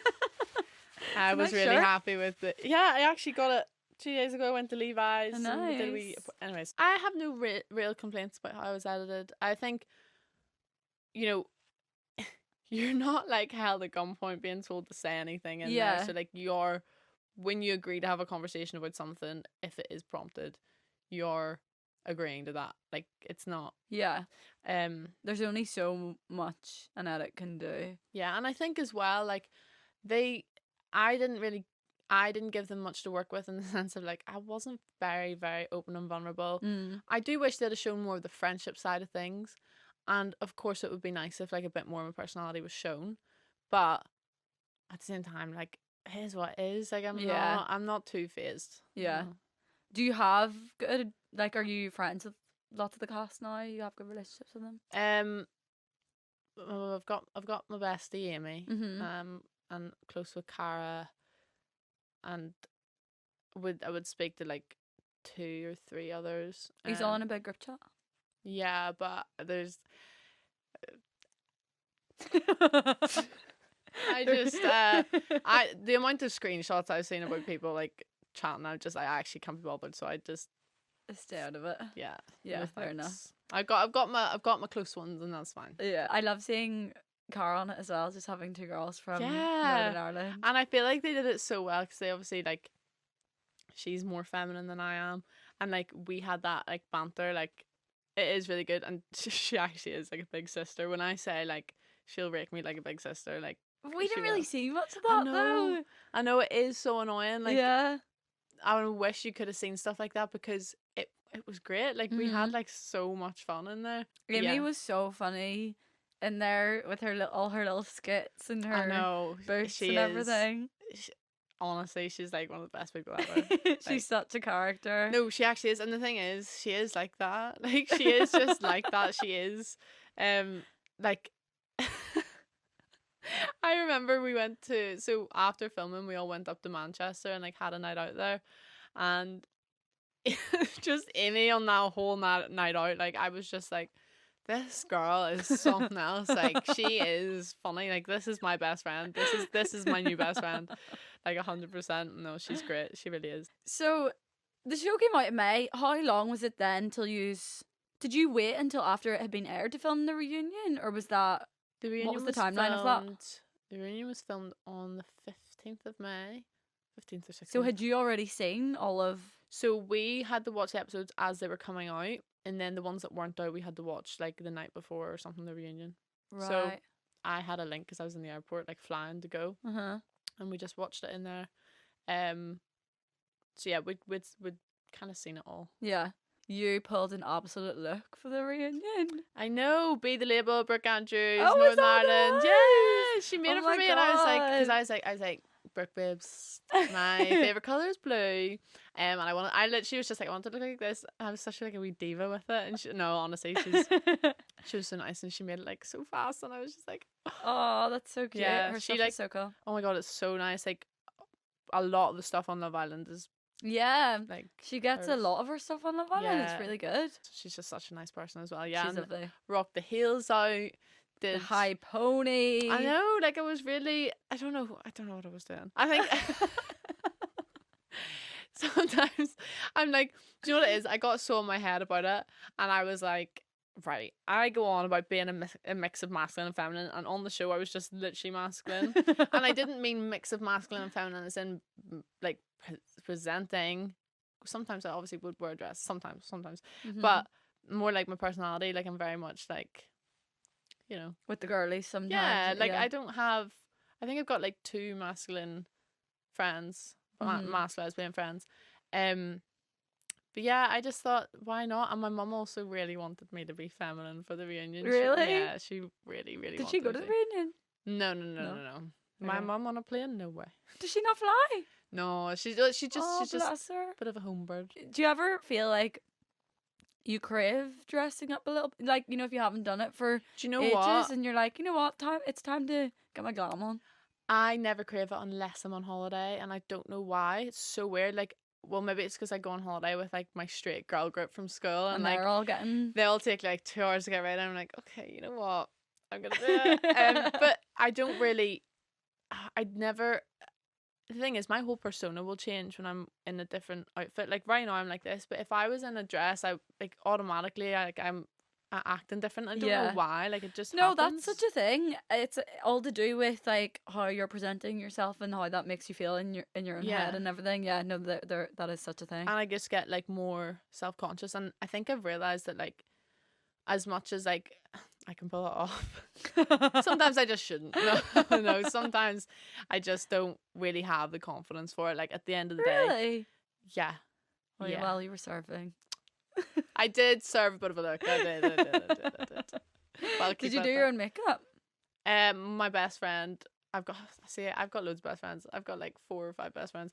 Well, my best friend Becca, she did my makeup, and she's really, really good at makeup. Okay. And then I did my hair, and then when we got there was someone that kind of touched my hair up because it's so heavy, my hair, like the curls at the front like kind of fell. Yeah. So your life now. What are we saying? What's happening in the world of Eva? What isn't happening? So the world of Eva, what am I doing? I'm doing a bit of modelling. I've got some fashion things coming up. Cool. Because I'm getting more into my fashion, I'm actually have enthusiasm with like how I'm dressing. Mhm. Whereas, I mean, a good part of the time before, I just wasn't really that bothered. It was just like sweats in the tank or something. I need to get back into the gym. I was in the gym for a while, but I just not talk about that. Yeah, so were you a gym girly in the Masseria? I was into the gym, but not as much as I was into the gym. So basically, when I came back to Belfast, I like smashed the gym for like 8-9 months. Gotten like the best I've ever, like I've looked the best ever. Uh-huh. And my like final cutoff point was like the press night. And then after the press night, I kind of adapted some bad eating habits that I had when I was younger. So now I'm still trying to find a balance between that. It's Yeah. just like very much like it's difficult. It's so difficult because now I feel like I can't go on a diet without having like the other side to it. Like Right, okay. it doesn't balance it out, but it like it's just hard. But It's hard as well in London, I think. Do you know? yeah, exactly. Like Belfast, I was in such a wee routine. I went to Yeah. work, went to the gym, came home, and I ate like basically the same thing every day. Not healthy, but I don't know how people do that. But no, it was like I felt amazing in myself, but I was being horrible to everyone around me because I was on such a strict Oh. diet. So like my sister was like, "Eva, you are actually the worst person in the world right now," which is completely fair enough. I was eating so not what I should have been, Right. but it was just because I wanted the results fast Mm-hmm. because I'm impatient. So yeah, I need to get back into the gym. But for right now, I'm just doing a bit of modeling, bit of fashion stuff. Yeah, that's it for now. And yeah. wanting to move back to London? Yeah, should Yeah. be hopefully moving back soon. I'm just like building a really good like network of people around me, and Yeah. like I don't know, like I feel like I'm like really finding my feet with like what I like in a friend, and like Mm-hmm. yeah, I've got some really really great people in my life right now. Like That's good. amazing. Building your circle, your Exactly. community. In your head, is Belfast home, or would you kind of think London is home? I've never really seen Belfast as home. Like Really? since I moved for university, I see it. Like I love my friends and stuff, but I just can't see progression with me there. Like I actually lose a little bit of like ambition like whenever I have to go home. Yeah, I think a lot of people feel that way. And just like posting and everything. I think it's very much like you get this London mindset. Like whenever you're in London, you have all this like motivation. You're like, okay, I'm gonna do this. I'm gonna film this. I'm gonna make a TikTok about this. I'm gonna get Instagram photos. Blah blah blah. And then when I'm in and Belfast, you've got people to help you as well. That shit that are yes, also like true. self-employed. Whereas like in Belfast, my friends are in 9 to 5s. I've got no friends. I'm like, and it's always raining. Like it's actually always raining. Yeah. So I'm not gonna be able to get like fun content. I'm not gonna be able to do taste tests because we don't have anything to taste. I'm not gonna be able to like do anything fun. Like, and because oh God forbid I record myself in the street because everyone will be like. Whereas here I'm like, okay, yeah, here I actually do not give a single. I will just go ham. So that's why that's my reasons. I mean, it's great for a holiday. Ish. What's your thoughts on the gay scene in Belfast? Awful. Oh, seriously? Yeah, like I feel like it's in a small city, it's so easy to settle for situations that aren't meant for you and that aren't good for you. And like, wow, okay, you've got like one of the fittest people in Belfast coming up to you. Babes, they're like a 6 in London. Like I just feel like do not put up with that stuff. You know, you're so right. Because I remember when I was single and I'd be like saying to my sister about people that I fancied or like, do you know what I mean? Just like little flings and stuff. And she'd be like, Emma, you need to get out of Belfast. Yeah. She's like, I'm scunder for you. It is so bad, like, isn't it? Like, I look back and like one of the relationships that was really bad for me and I shouldn't have been in it. Should have called it from like day dot. But like I stayed in it because I was like, oh, she's pretty. It works. Like what? Am I all right? Like yeah, okay. I'd say especially like lesbian scene in Belfast. I can't imagine. Oh my God. Like, and it's probably like everyone knows everyone, and like you've been with their ex, and do you know what I mean? Yeah, I'd say and there's they've a lot got of undercuts, and nothing wrong with an undercut, but just not my thing. You know, like and like I don't listen. This is so bad, but I feel like in Belfast there's a correlation between lesbians and goth/emos. right. Like I feel like there is a bit of an overlap. Okay. So whereas that's obviously not an issue, not a problem, just not for me. Yeah. Like I'm the it's most not your girly type. pop. I'm actually a little bit mainstream. Could be borderline basic, but let's not put that out there. So like that's just like not my type. Like I love a baddie. I Right. love a baddie. Like Is that your type of baddie? I need someone that when they walk into the room, everyone's gonna be like, "Oh my God." Really? Yeah. There's no way I can't not like heels and a bodycon dress. That's heels and a bodycon dress. Heels and a bodycon dress. No, like I did not mean that to come out like that. No, I just mean like I want someone that I know is like they're gonna put me in my place. Like Yeah. I'm not They're like on their I'm not shit. gonna wear the pants. They're Mhm. wearing the pants in the relationship. Like I physically want to be punching. Like I Oh really? yeah, because But well, that's I feel like that's good for you because now you want to be punching, which means you know you could get hurt maybe more. I think, Whereas yeah. before you were Yeah. like only going for people that liked you, which maybe, Yeah. you know what I mean? Yeah, yeah, definitely. I think it's because I don't know. And that's on growth.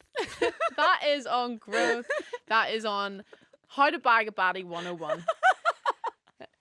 The thing is also as well, like baddies also need someone that's just gonna worship them, and I'm here to do that. Baddies also need a little bit of putting in their place though. Never. Never try and put a baddie in her place, okay?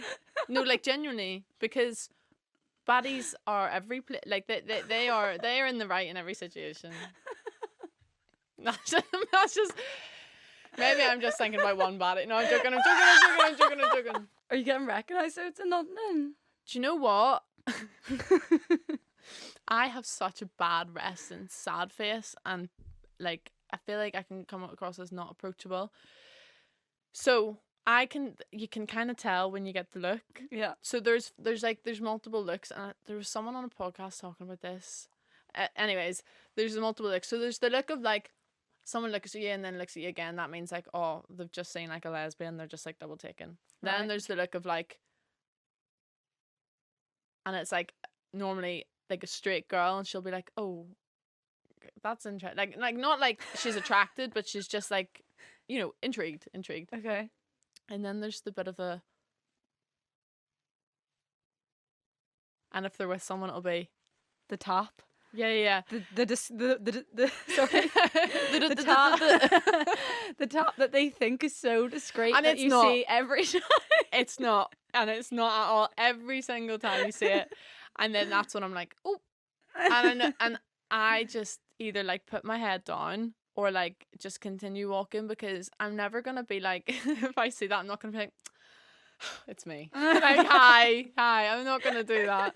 But my favorite interactions is like if someone was like walking, they'd be like the one of the best ones I had. I was in Shoreditch, and I was just walking, and this girl, she's like, all right, Eva, and I was like, No, I love hi. that. I was like, oh, Yeah. like it was just so like nice. Feels like a friend. Exactly. Yeah. Or like when they just come up and they're just like, oh, like by the way, I like really liked watching the show, blah, and then that's it. Yeah. Like, but I love it. I'm such a yapper. I'll talk to anyone. I'm pretty sure I offloaded like all my trauma on this one poor girl. She stopped me outside a shop, and I was telling her all my lore because she was telling me all her lore, and I was like, and then I ended up being like 20 minutes late to something. But it was fine. It was fine for a good cause. What about in Belfast? God, I don't go out in Belfast. Oh, do you not? Mm-mm. Yeah, I was gonna say, because like obviously I live in Belfast, but I like never. So I'll go out sometimes, but like I feel almost embarrassed to go out, and I again see, this is what I mean, like I'm such an overthinker, and I didn't realize I get embarrassed to go out to like anything that might be gay, because I'm really scared people are gonna be like, oh my god, look, she thinks she's all that. When obviously I'm Really? not thinking that. I do just want to go out, but like There is that that mindset is quite apparent in Northern Ireland of Mhm. people being like, who does she think she Yeah. is, kind of thing. That's and like I would obviously never think that about someone, but not everyone in Belfast is like that. And Yeah. it's just, I don't know. I've been recognised in Belfast a couple of times, but the only reason I leave my house is if like I'm driving to go to the gym, or like I'm seeing my friends. Like I don't actually go out. Mhm. I'll go out with like my sister. Like my sister and I went to a rave the other week, and I What was actually it was Billy Gillies. I'm into. What's that? I knew. Oh, poor girl. I knew you wouldn't have a clue. Basically, it's like proper unsuns Right. chavvy. I love chavvy. Nothing wrong with chavvy. Like I am obsessed. Like I grew up listening to like Blow Your Mind, Lock and Load, like bam bam bam music. Love it. So we go to that. And I actually got noticed like so many times, and like the thing is, I get so invested in the people that like would come up to me. I'll have full on conversation with them. Like there was a couple that got engaged. I was like, I don't care if it's 5 years from now. I want wedding pictures. Send me them. There's me. I'm just like following them all. I'm like, please keep me updated. Like just message me. And then they're like, yeah, we've got an afters, and I was like, okay, but you're obviously did not attend. I did not. But like I'm just like. Yeah, no. Yeah. I like that. That was like really, really nice, because I don't know, because obviously we all like the same stuff. We like the same music, so it was Yeah. like nice. Yeah. Nice environment. I think we've talked about just We've talked about just about absolutely everything. Like, absolutely everything. This could probably be like a 2-hour episode at this rate. But I don't Do you even want know? to cut anything. We're keeping it all in No, there. we'll keep it all in. Is there anything we didn't cover? I'm actually really trying to think. I don't think. No, one thing we actually didn't cover because we talked about this before we came in here. Your face there. I know. I thought you were gonna be like attachment styles or something. And I was like, oh. We were talking about how, we can get into it now if you want, but we don't have to. But we're having this conversation that I found really interesting earlier about how different the dynamic is in lesbian relationships to. Yeah, let's get into it. Yeah. Okay, just when you thought it was over. You thought. It's like, you know, when the DJ comes off, they're like, one more tune. That's us right now. Yeah, because I feel like, well, as you see on I Kissed a Girl, like someone would be getting with someone, say, or pursuing someone, and then next thing it's called off, they're best friends, then they're like wingmanning them for the next person. And it's like, it's so nice in that way, being able to switch over to the friend and stuff. But then at the same time, I can so see how there would be so many blurred lines with that kind of dynamic where you're best friends and romantically involved with someone. Yeah, I think a great example of this is Amy. So Amy is best friends with her ex, and like I've been out with these two on multiple occasions, and you can really tell there is not an ounce of sexual chemistry there. Not where maybe there once was, there most definitely isn't now. And I feel like anyone that came into Amy's life would be able to pick up on that straight away. But also at the same time, like there's external factors of like, if Amy was to get with someone that had been with someone that got with their ex that was a friend, maybe that wouldn't be okay, anything like that. I feel like it is like a personal thing where you just need to try and gauge it. But it is really tricky. Like for me, I'm quite a weird one. Like some people I'll be fine with, and some people my brain will just be like, no, like I don't like that. Yeah. But I also feel like that's just my gut. My gut's always like, correct. I think that's fair enough to put it down to that, but it also leaves so much room for. Yeah, it does. Yeah. Do you know what I mean? I've heard some like real bad horror stories of like, so it's hard because you're not gonna let your boyfriend sleep in a bed with his girl best friend, are you? Like, but no. then I'm sure you're in so many situations where you're having sleepovers with your best friends that are. Do you know what I mean? It is just another one to just try and navigate, and I guess with heterosexual, I know I said hetero relationships, and I feel like that's like, that almost seemed like bad. No, so with heterosexual relationships, it's so easy to decide what's right and wrong because you've got all the TV shows, you've got movies, you grew up with it, you've got your parents, everyone telling you what's right and wrong. When in actual fact, there is no right and wrong. It's always going to be personal because one thing that you don't like, they might be fine with, and vice versa. Like it is just a communication thing. So with girls, I feel like it is just, you just need to communicate. And if your partner doesn't like you sleeping in a bed with someone that you shagged 2 years ago, well then so be it. Get out of the bed. Get out of the bed. Like, it's not. I feel like sometimes lesbians too, like, they take the piss with it. They're like, oh my god, babe, wise up. We shagged like 5 years ago. I don't fucking care. Like, what? No, I've never actually been the person to be like, get out the bed. But I would. And as well, like, but also girls can be so, like me with my friends, especially when you're having a drink or like, you know, at different things, like you can be so like touchy with your friends, holding hands, walking through a festival, or like even kissing each other, hugging each other. Like there's so much of that, and I can really imagine how that would then look to a girlfriend. Yeah. When it's like also a very normal thing for female friendships. Yeah, I think it is, again, it's such a tricky one. I think it's circumstantial. Like if you're walking through a festival and your girlfriend's there and you're holding hands with a different girl, that I don't know. Yeah, so because when you put it like that, I'm like, yeah, no, 100%, that sounds bad. But then at the same time, I'm like, oh, but I would hold my friend's hand while my boyfriend's It's there. tricky. If it's like a big friend group, it is just really hard. I Like know. I feel like it definitely comes down to the point of like, do you have history? You know, has it always been platonic? And Does one person think there's something there?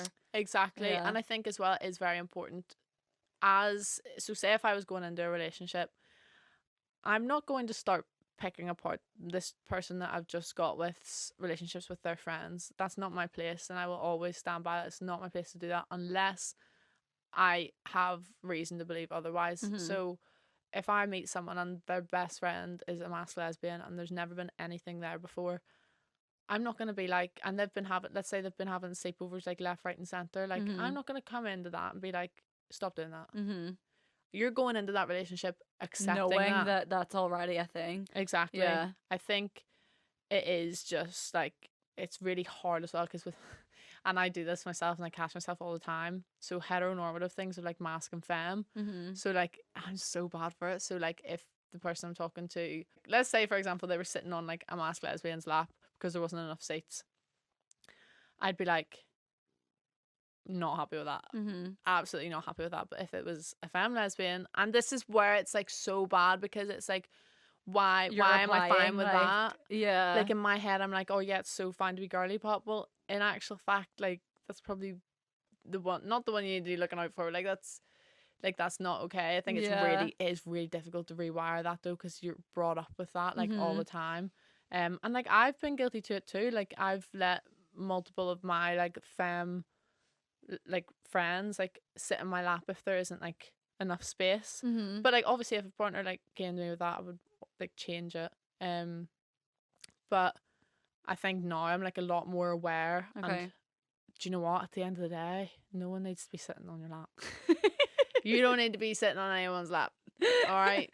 Do you find yourself like applying heteronormative like gender roles on to your relationships?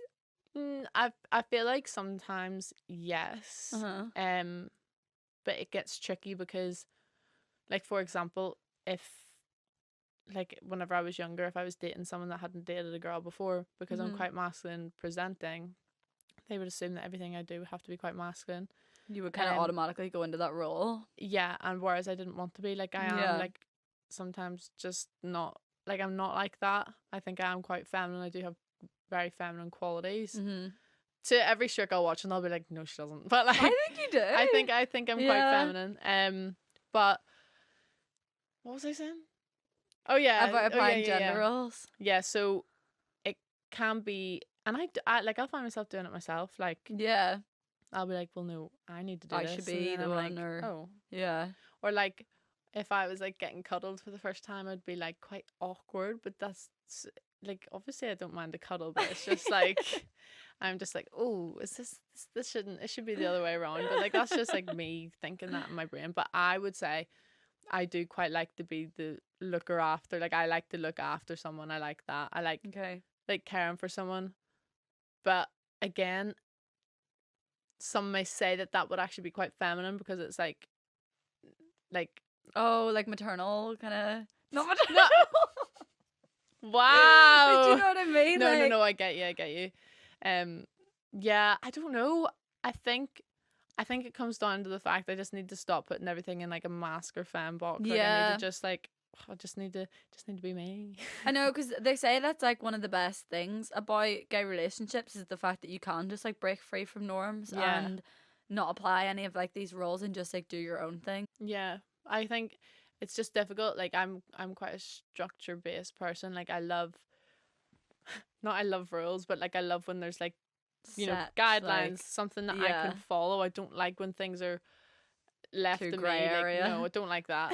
So I think that's why I automatically try and find like comfort in like Yeah. yeah. And it definitely comes down to as well not seeing, say, in TV and media, like other lesbian relationships, Yeah. like proving to you that you don't have to follow these, Exactly. like, you know, because you're just basing it off of a Yeah. heteronormative relationship probably, and that's what's Yeah. probably controlling your brain a little bit into thinking you need to put these things into a Mhm. box. That's one thing actually from watching I Kissed a Girl. I was like, I really hope they start making more things with like gay main Yeah. characters or gay stories, because It is just representation at the end of the day that's needed, 100%. definitely. And even just like to be able to see like rom-coms and stuff, but follow a lesbian couple, like Yeah. I think it's so needed. It is so needed, and it needs to be like written or produced or whatever by lesbians as well. Because Yeah.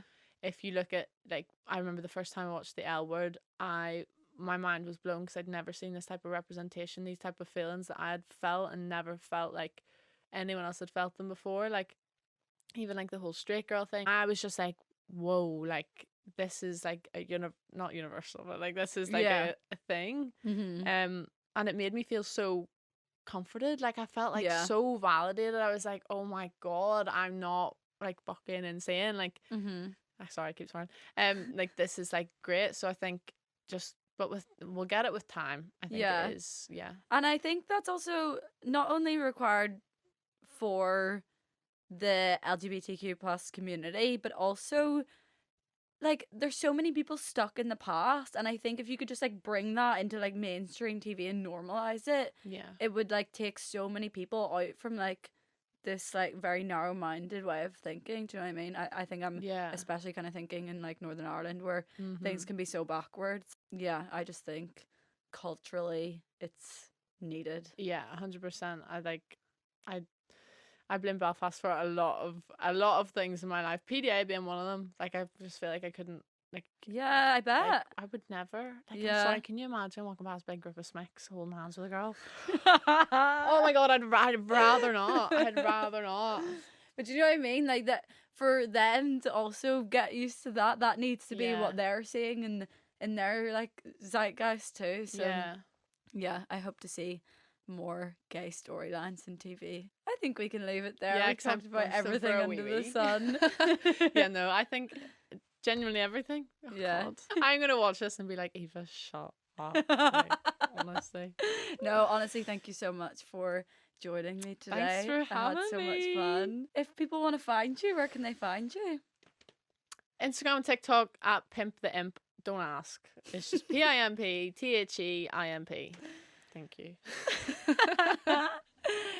Check out Eva if you haven't watched I Kissed a Girl yet. Get on it. It's only 10 episodes. It's quality TV. You will love it. But as always, thank you all so much for your continued love and support in the podcast. It means the absolute world to me. I will speak to you in next week's episode. Bye. Bye, love. I burst them for a wee. I think maybe that's why I was swiveling, because I was like, I need the toilet. No, actually, in my first recording here, the whole time I was swiveling, I think it's just like an energy, nervous energy thing.